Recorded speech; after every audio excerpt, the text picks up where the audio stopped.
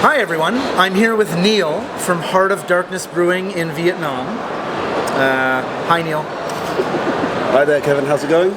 I'm very well. I'm a massive Apocalypse Now fan. I'm a massive Francis Ford Coppola fan. And so just even your name, I'd heard of your brewery years ago. And you could say I was a fan, but only in the most like surface level, curiosity level. And then my girlfriend went to Da Nang, and she went to the tap room, or the not brewery, but you have a tap room in Da Nang? We do, yeah. And she brought back some beers, and I was beyond impressed. And your beers confirmed what I'd wanted to believe about your brewery. So, you're here in Korea, you're from Vietnam. How the hell did an Englishman like yourself end up in Vietnam? Well, I was, it's quite fitting actually. I was very interested in the history of the place. I was on a bit of a sabbatical from my regular job, as you might call it, my previous career. So I was working in biotech before. Okay. Brewing beer isn't a massive leap away from that. It's somewhat in the same field of life sciences. So I was backpacking around Asia. I was very interested in what opportunities might exist in Asia. Very, very naive, very ignorant to what was going on. It was 2016, 2017 at the time. You were how old at that point? 33, 34. I was in Vietnam to learn a little bit about the history of the place. I thought, growing up with the movies, Apocalypse Now, Platoon, Full Metal Jacket, all those classics. Let's not forget Flight of the Intruder. You might be familiar with that one? I am not. Flight of the Intruder with I want to say Big Dick. What's the guy? Willem Dafoe? Willem Dafoe, yeah. I love the guy with the big dick. Yeah. I got you. I wanted to learn about the history of the place, and I was shocked and amazed to find such a tight community of brewers making such good beer. These are home brewers, obviously. No. This was, at this stage we had guys like Rooster, Platinum, who were kind of the first wave. Platinum Brewing in Vietnam. Yes, that's one of the first breweries in Korea that made craft beer popular here. Maybe it's a different. No, I know it's different, but that's amazing that they. Yeah, that's this. I was thrown off a bit there. Yeah. And then you had the next wave of guys like East West and Heart of Darkness. Pastor Street is one of the original ones, right? Yeah. I've been there. Yeah. Beercraft. Yeah. I was blown away. So when it came to the point that I was bored of smoking 60 cigarettes a day and just drinking 20 cans and letting my brain cells rot and wanting to get back to work, back to life, back to reality, I thought, you know what, screw it, send out some CVs and see what's going to happen. And the guys at Heart of Darkness, Dwayne at the time, a great guy, he's now brewing back in New Zealand. So you're not a founder then? No. See, I'm not in the loop necessarily. Right, okay, yeah. And that's fine. I don't take that as a slight, yeah. Okay, so you came on board. How long had they been open before you came in? Around about a year, I believe. Oh, so I mean, with all due respect, and you're not a founder, but at that point you're essentially a founder. I'm probably one of the longest surviving members of the payroll. Right. Yeah. So you've been around for let's say the majority of the time. Yeah. So I started as what I would term a drain tech. I was cleaning out drains and washing kegs and occasionally getting tasked with filling them. Been there. Yeah. So that was my original role, and I was just kind of like trying to scope out the scene, to be honest. Thinking about doing something back in the UK, and I'm not a very trusting person, so the idea of just going into business and not understanding the details of production, not understanding the details of distribution and how those partnerships and setups work. I like beer. It's not not what you're doing, right? That's what I'm doing. That's not what you're doing. Yeah. So I really wanted to. Why did they need, when you came in, you said they've been open a year. Mm-hmm. For what reason did they need someone to come in?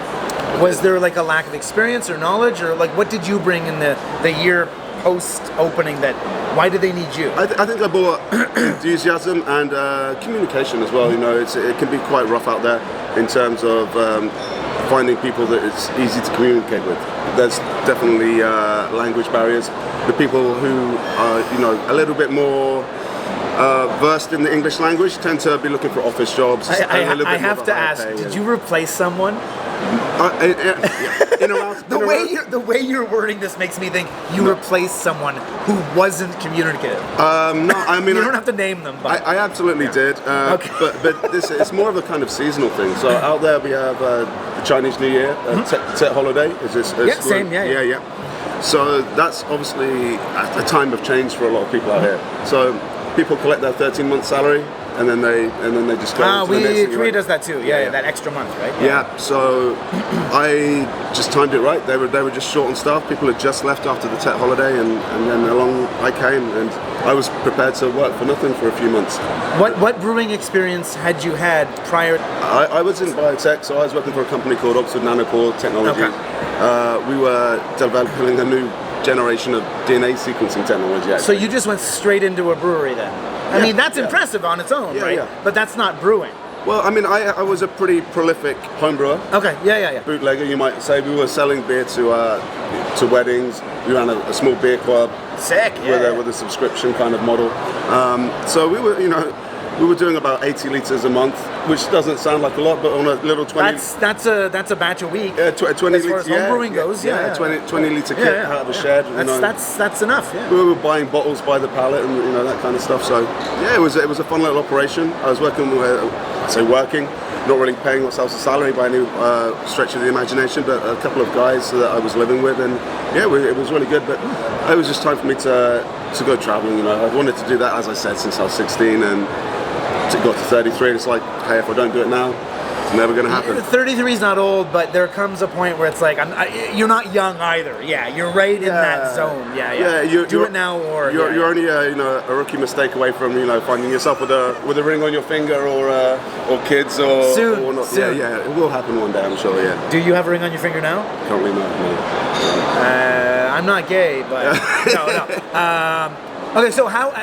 Speaking of coming in as a keg jockey, how you've climbed the ranks, obviously, to if I'm looking at your name tag correctly, head brewer.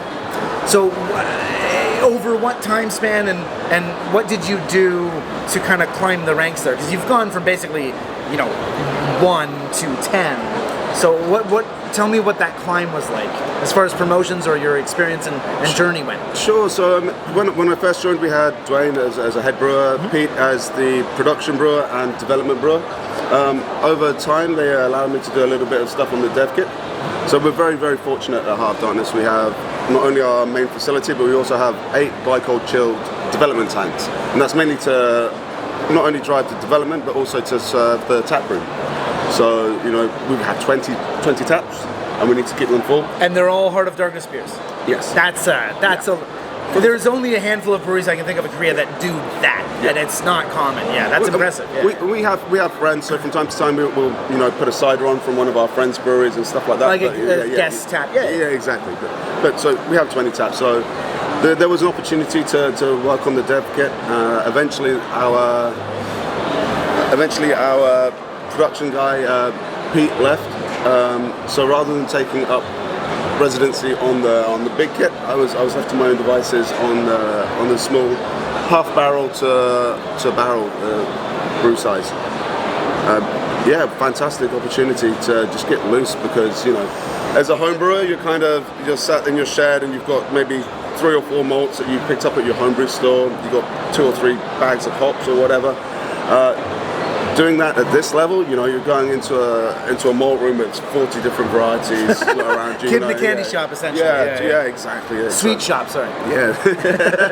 for the my British viewers, yeah. Yeah, so it was a lot of fun, and I think in that first 3 years or so, knocked out something closer to 400 different beers. Yeah. As far as homebrewing in Vietnam goes, and Stefano, I love you. We're bound as homebrewers in Korea. We're kind of bound by what Stefano at Seoul Homebrew can get. Yeah. Okay. How does homebrewing work in Vietnam? Is there like a guy that imports and then sells, or how does that work? How do you get stuff? Yeah, sure. There's a couple of guys. There's a European guy, Gert. I think he's still doing his thing. He was actually one of the founders of Belgo. One of the brewers. Of what? Belgo. So that's it's one of the nice things about Vietnam and the community there of the breweries that I was talking about at the beginning, is that they're very well differentiated. You know, so you have Rooster, who are making like great strides in accessibility. Brew Star? Sorry, Rooster. Chicken beer, I think. He drank last night. I drank last night. We didn't drink together, but I'm a bit rusty. Or Rooster, Yeah. Anyway, sorry, Rooster, continue. So they do great things in terms of making accessible beers, both in terms of flavour profile and in terms of the wallet, you know, stuff that's really approachable. Pasteur Street focused heavily on Vietnamese ingredients. Belgo, Belgian beer styles, and Heart of Darkness was really leaning into the American beer scene. I'm doing that the meander, the trump, the weave, the weave, yeah. We'll get there, I promise. We'll get there. Yeah. So homebrewers are well catered for. They are, you know, they really are. So we are very lucky to have a couple of fantastic suppliers. One of them in particular serves not only the industrial side of things, not only the craft stuff, but they also cater down to the homebrew scale, which is really nice that they take the time to do that, because I would imagine in terms of their overall portfolio, it's, you know, it's kind of small percent. It's a lot of time and effort for a little perhaps return, but the fact that they're doing it is really, really fantastic. So shout out to Titan, shout out to Ching, thank you very much. Also shout out to our friends at Hongman as well. Absolutely. Hashtag. Really, yeah. Okay, so you mentioned American influence on the beer, which I agreed with. Your Colonel Kurtz's Insane IPA is very much an American IPA. That said, you're glaringly, obviously, clearly someone from the Isles. Yeah. Does your British heritage have an influence on the beer? I mean, you're head brewer, right? You're in charge, you make recipes, you brew this, you brew that. How does your British heritage or nationality influence that? Does it? Yeah, I like to hedge towards the dour kind of stoic, you know, flavors, beer flavored beer. I was very sad when I drank the Colonel Kurtz's IPA. I had this sense of longing. Yeah. No, I mean I draw from a wide range of influences. I mean I love my traditional beer styles from the UK. I love, you know, beer flavored beer. But I think most people who are drawn into craft beer, you know, we kind of get off on the newness. So I did something crazy, or something novel, right? Or something that I never. So whether it's new or innovative, or whether it's exploring beer styles from long ago, or whether it's fusing different styles together. I think that has more of a resounding influence. That said, I do always advocate for having something resembling an ESB on tap at all times. That was the word that's been in the back of my mind for the last 2 minutes. Yeah. I love an ESB. Yeah, extra special bitter for those watching. We don't have any cask system. We don't have a beer engine or anything like that. So that's a little bit unfortunate. We're not served in that respect. There's one brewery in Korea that has that. Yes, You've been to Ashtree? I've been to Ashtree. Yes! Yeah. Joe, I love you. So he knows what, They actually have a portable one. Fantastic. They have a portable one too. They have two. Yeah. There's one at the brewery, and they have this massive fucking thing, kegerator, let's call it. And they actually have it, and they go to beer festivals, and you see Joe there with his, you know, one arm's bigger than the other. He's married, so it's not that. But it's from doing, it's from pulling that. Speaking of, segueing, weaving into the next question. Your British influence, you've explained, but I've had some of your beers, and being in Vietnam, I mean, you'd be silly not. I mean, if we're talking fresh food, we're talking fresh ingredients. Is there any better country than Vietnam? Maybe not. So how does the Vietnamese ingredients, Vietnamese plants, herbs, spices, whatever, how does that influence? Because you may answer, give me 1 second, but I've had your white stout, and it was like a chocolate. It was like a blue and white label. It had the boat on it from Heart of Darkness. It had like, I think something like that. It was like hazelnuts and chocolate or something. Hazelnut, chocolate, banana. Yes, and I fucking loved that beer. Again, this is what I told you earlier. My girlfriend brought some cans back, right?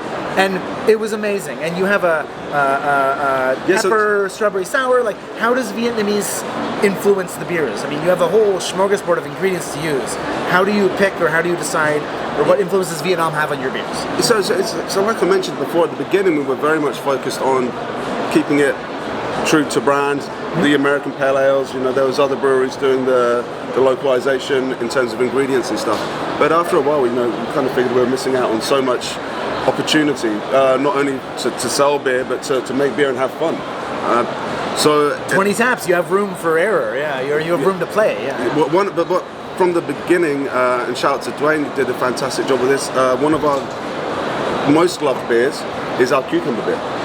And cucumber is everywhere. Cucumber I don't is think I had that. absolutely everywhere in Vietnamese cuisine. True. Yes, that's true. So Even I know that. So it's a cucumber pilsner, absolutely sessionable.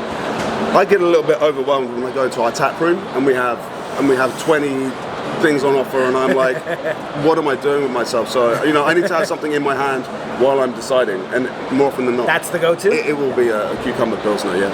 Since then, we've done stuff like pomelo and pomelo, kumquat, calamansi, the fruity flavors. But it's also fun, doing things a little bit more spicy. So we do a chili version of our cucumber beer as well. Now we're doing a lemongrass wit, these kind of things. So that sounds awesome. Yeah. But the beer that you mentioned a little while ago, it's a really fun one. So what we were trying to recreate with that one was like, a breakfast pancake. With a breakfast pancake. As a Canadian, no table syrup. Like a crepe, like a crepe with banana, a little bit of Nutella. Can you say banana again? Banana. Oh. Love it. Banana. As an Anglophile, love it. Yeah. Continue. Sorry. Yeah, banana with Nutella, and another very, very popular ingredient in Vietnam is condensed milk. So of course. Yeah. So that was what we were really trying to recreate with the white pastry stout. I saw the new Mad Max movie, and I brought that can. Fury Road. Furiosa. The newest okay. one. And I brought that can, and I was watching the movie, and I was drinking. I was just like, I'm distracted from the movie. I was like, this is so fucking good. That and the Colonel Kurtz's Insane IPA that I mentioned earlier. Those are two beers. She bought 4, and those 2 were great. The other 2 were good. Don't get me wrong. He walks off. Can you kind of talk about Bia Hoi? As someone who lives there, can you explain what Bia Hoi is? Yeah, so Bia Hoi is probably most Vietnamese people's first alcoholic drink. Right. It's basically a pilsner that's dirt cheap. Street beer, true, yeah. Served with a lump of ice in it, and it'll cost maybe in the region of 40 cents. And they're about yay. This is a pint. They're about yay big. Yeah, they're small. Yeah. They might not always be the cleanest of fermentations. You might get a little bit of corn in there, a little bit of something like that. There's a kernel of truth in there. Yeah. Anyway, but that's nothing that a big lump of ice can't solve. So and when it's 40 cents a go, they're fermented shorter than a proper beer too. Is that right? It's kind of bang it out, get it ready, get it out. Is that right? It's often the case that it's fermented in a large batch, and then the street vendors will come and they'll siphon off a decent chunk for their own property, and then so the whole kind of chain of custody thing is a little bit sketchy. But if you're ever in the region, you would be doing yourself a massive injustice not to sit on a street corner. And I've been to Vietnam once, and it was Hanoi. Yeah, so that's the cultural hub. Yeah, it's this giant fucking silver machine that's like 7 meters long, 2 meters high, and 2 meters wide, and it just shits out beer constantly. And that's what he's talking about. And there's these little cups, and you just, rosemary. No, there's none of that. It's cold as shit, and you just pound them back. Yeah. And that's Vietnamese drinking culture in a nutshell, essentially. Am I right? Yeah. Absolutely. It's about getting around together. Refrigeration is a relatively recent thing. It sounds bizarre, but yeah. Yeah, and also the just general air temperature is pretty hot up there. So the ice in the beer thing is actually pretty ubiquitous. We have yet to design a ice beer at this point. It might be on the cards in the future. You mean a beer that you would make that would go well with ice in the cup? You don't mean like a cold fermentation. You mean literally ice in the cup. Yeah. Okay. Yeah, but that might be something to consider. How has the craft scene changed in the time that you've been doing this? Have there been an explosion of breweries? Is it taking off? Have they done one thing and then transferred to another? What's the craft beer scene like in Vietnam? So I think everyone's got their own niche, their own market. The original guys, Heart of Darkness included, have maintained their presence throughout that whole time. And we've seen the emergence of a lot of smaller operations, whether they're smaller Vietnamese guy operations, or whether they're contracting at the AVA, who's renowned in the Vietnamese craft community.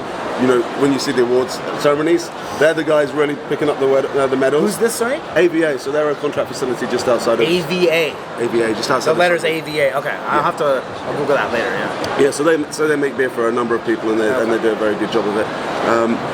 So they have a facility where they don't really support any of their own brands, so they're just a contract facility. Right. So it makes it very easy for people who have an idea or have a passion to get into the game, and we're seeing that more and more.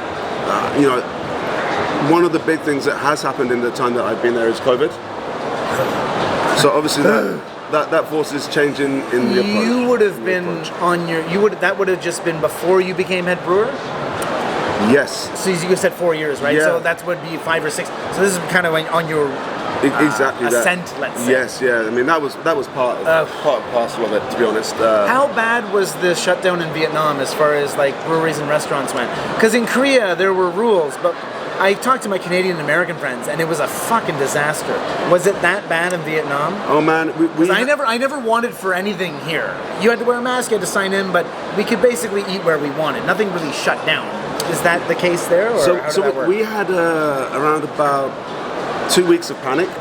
They very quickly put up the borders, shut everything down, and then once that had kind of cleared up, we had I remember it to be about 9 to 18 months of just fantastic living. You know, the world's going to shit, everything's burning down, and here we are. And they did a really good job of securing the borders, and then I think it was around about July 21, that kind of time. The wave had broken through the dam, so to speak, and that's when it went hardcore. So we were fully locked down. So you'd kind of delayed the consequences for a spell. We were living the good life, but then we were kind of imprisoned in some ways. So you couldn't leave your house, you couldn't leave your hem. That's worse than here then, yeah. We were in a funny position because beer, strangely enough, was deemed to be an essential business. So it meant that we could operate. The only kind of downside to that was that we had to live in the brewery. Downside, you know. So I was actually. It's work though. I mean, I have and you have maybe this romanticized vision of a brewery. It's stainless steel, concrete floors, and it's cold. It's not a romantic place. There is beer though, you know. That's the one thing. Yeah. So I was there for 10 weeks, sleeping on the floor of the office with my with my Hello Kitty blanket and my Doraemon pillow. No judgment.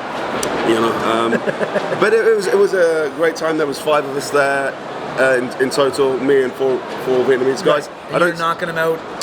You got work to do. Yeah, I mean, it really changed me as a person in some ways, because up until that point, I had a real, I wouldn't call it a disdain, but a real lack of understanding or appreciation for karaoke. Welcome to Asia. That is very This is a through line between Vietnam and Korea, yes. Yeah. So nights 1, 2, 3, 4. There's me trying to get to sleep. I've got my earpods in. I've got my cans over the top as well. You know, just trying to get down to sleep. Because there's a partition maybe about that thick between me and. How thick is wall? You know. So after the 4th night of being kept awake by 4 Vietnamese guys singing their hearts out, well, you're gonna get involved, aren't you? So yeah, that was my karaoke. Drastic measures. Yeah. And I'm since converted, so I mean, hopefully we're going to bust out the microphone in a minute. And that said, what's your go-to karaoke song? I like "Up on the Roof" by the Drifters. I'm not familiar with that one. "Up on the Roof" is a great one. Can you give us a little taste? And by that I mean sing for the camera. Okay, sure. Well, it goes a little something like this. When this old world starts getting you down, and people are just too much for me to take. I can't remember the rest of the words. I'll cut that out. Yeah. This is more casual, personal question. After a long day of brewing, what's in your cup? What's in your cup? What are you drinking?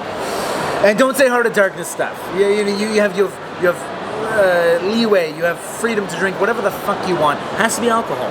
It has to be alcohol. Not Heart of Darkness stuff. What's in your cup? Beer Quingyong. Okay, and what is that? So Quingyong is a region in round about the center, kind of just below the center area of Vietnam, and it makes there's a facility there. They have 2 or 3 of their own beers. I think they also work with Sabaco, who are one of the macro people out there. But it's just a rice lager, and it's fun. No, it's Cold, easy to drink. Yeah. You're done. You're kicking your feet up. Yeah, exactly. And it's fantastic. You don't find it everywhere. It's served in reused bottles with a little bit of wear and tear. You see there's those 2 rings around the neck and then at the bottom, right? Yeah. Exactly. Oh, it's right. I mean, there's a few other nice cold crushes as well. Hooter. So Hooter is Hui and Hooter, like Hooters. No, I'm not joking. Hooter. What do you mean? Spell that. So HUDA. I was gonna say HUDER. Okay, so what is Huda? What is Huda? Hooter is Hui and. Think of the tits restaurant. Yeah. So the H and the U comes from Hui, which is a town, the old imperial capital. Yeah. And the DA comes from District Attorney. No. From Denmark. So it's actually Carlsberg, Tuborg, that kind of. It's like a clone, not clone, but in that vein. Well, it's a collaboration between the 2 countries, and it's Carlsberg owned. So, but with that comes a certain level of kind of quality, I guess. You're getting a good, light, crushable, scullable beer. After a long day of work, you don't necessarily want an 11.3% donut pastry stout. As far as forward thinkingness goes, or what's next, got any bombshells for us? Do you have any beers you want to make that maybe sound a bit off the beaten path, or expanding the brewery, more tap rooms, anything? I think for sure tap rooms are a great vehicle to communicate our brand with the public. So hopefully we're going to be seeing a little bit more of that this next year. I think that I don't want to be too flat, but the industry is at the moment a little bit flat. So most, we've had experienced great growth, and things are starting to level out a little bit. Whether that's a supply or a demand issue, I can't really. I don't have the numbers to talk too much about. You're a brewer. You're not a businessman. Yeah, exactly right. So.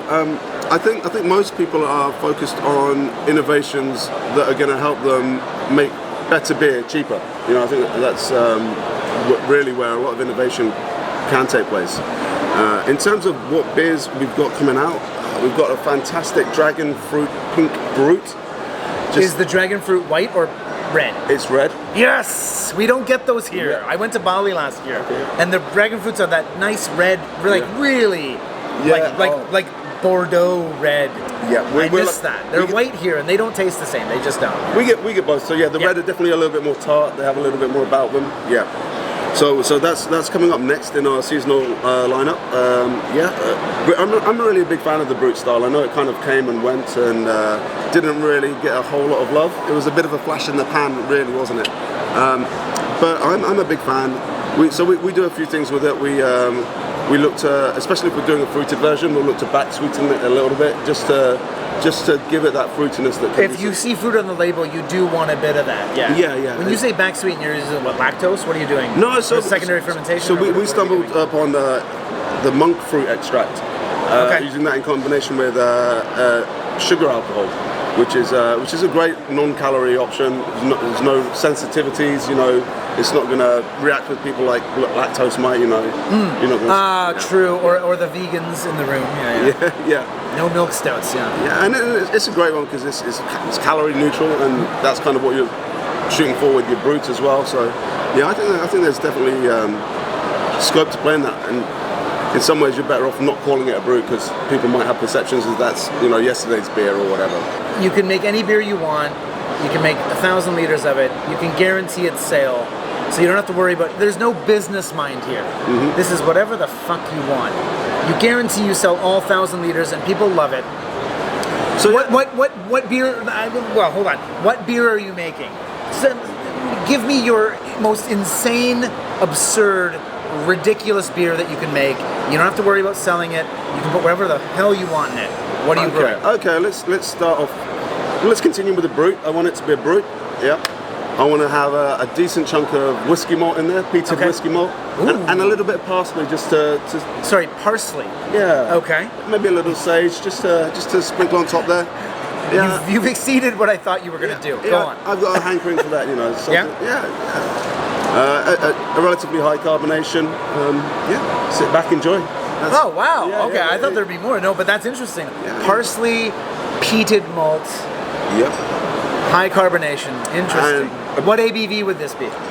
6? Yeah, about 6.2. But I'm beyond impressed that I could nail the ABV. Yeah. No back sweetening or anything. Just like a real brut style, real dry. So, there's extra carbonation.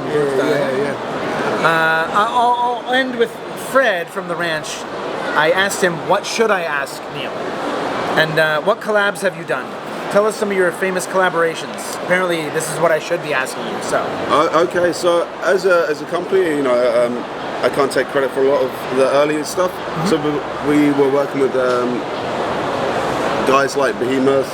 What is that? Behemoth, so they're one of the... Assume they don't know what you're talking about. Okay, sorry. So Behemoth are one of the bigger companies out in New Zealand. Okay. They've got a great reputation for big hazies, big IPAs. Very, very hop forward brewery. Mm-hmm. So they've done a lot of great work in New Zealand. So we collaborated with them. I think they just popped in our tap room and they liked what we were doing. And they said, hey, let's make a beer together. Awesome. Yeah. Similar story with Two Roads and Evil Twin. I know Evil Twin, American, right?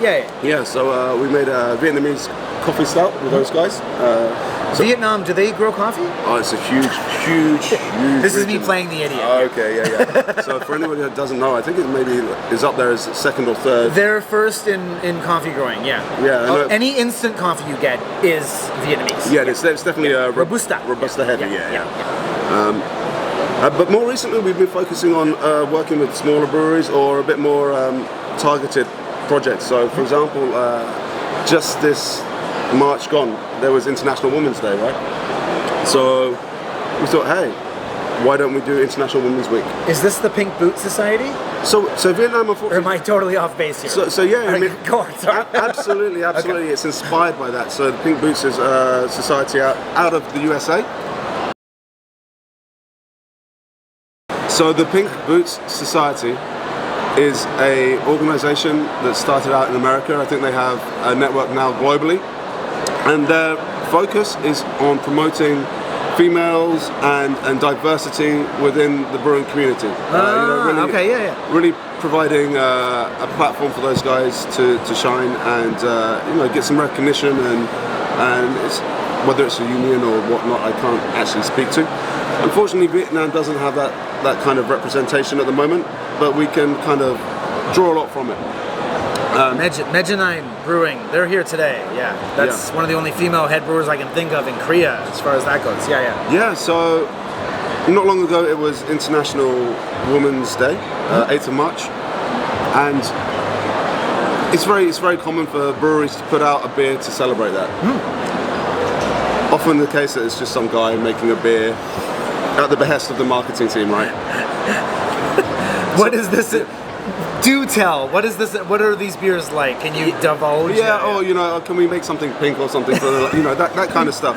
We put half the amount of red food coloring in the beer. Exactly. And now it's pink.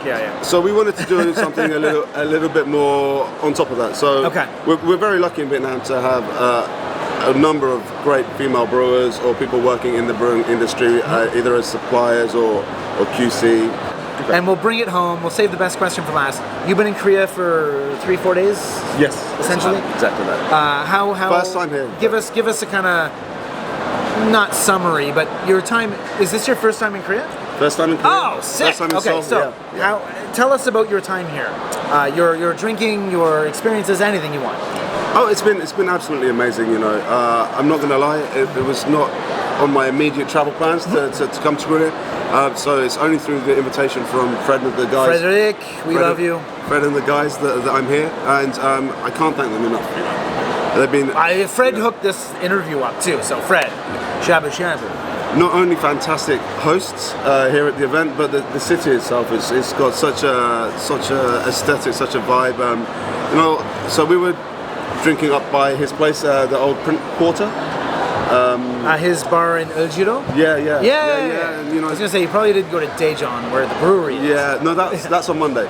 Ah, you will? Oh, nice. Yeah, we're putting together. You're doing a little collab. Sick. So, okay, cool. So I do get to see a little bit of the country while I'm here. But yeah, so much like of a vibrant art scene, so cute, so much culture going on. Whether it's the museums and all this kind of stuff, I've barely scratched the surface.